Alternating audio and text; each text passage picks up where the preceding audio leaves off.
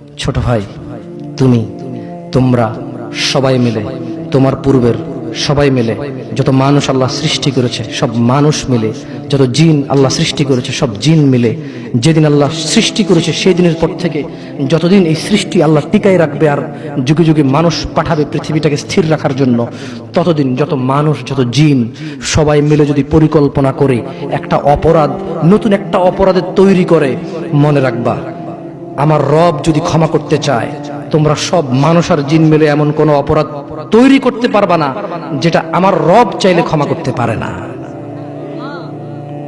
তুমি কোন অপরাধ তৈরি করবে আর বলবা যে এটা বুঝিয়া এটা কি আল্লাহ ক্ষমা করতে পারবে?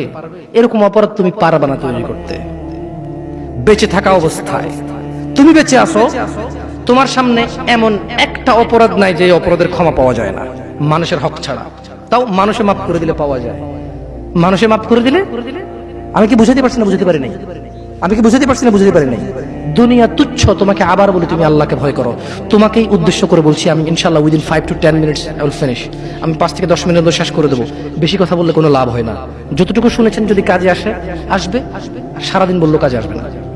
বুঝে আসছে না? আসে নাই? তুমি, তোমার বয়স 60, সরি আপনি, আপনার বয়স 60, তুমি তোমার বয়স 20, আপনি আপনার বয়স 40, অনেক অপরাধ করে ফেলেছেন। মানে আল্লাহ ক্ষমা করার ক্ষমতা রাখে না, না? তো তাহলে আপনি ক্ষমা চান না কেন? কেন বলেন? শুনুন, আপনাকে বলি, আল্লাহ বলেন লা তাকনাতু মির রাহমাতিল্লাহ। মুহাম্মদ এদেরকে বলে দিন, এই উম্মত, তোমরা আল্লাহর দয়া থেকে নিরাশ হইও না। যেদিন তুমি মনে করবে আমার মতো কি অপরাধী আছে, আল্লাহ কি আমাকে ক্ষমা করবে, এটা তোমার ওই দিন সবচেয়ে, যত গুনাহ করেছো সবচেয়ে বড় গুনাহ ওইটা। যখন তুমি ধারণা করবে যে আল্লাহ কি ক্ষমা করবে আমাকে, এটা সবচেয়ে বড় গুনাহ।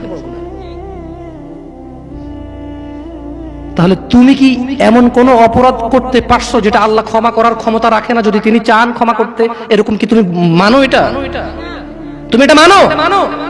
তাহলে তোমার অপরাধের ক্ষমা চাও আল্লাহর কাছে, ক্ষমা চেয়ে ফিরে আসো আল্লাহর দিকে।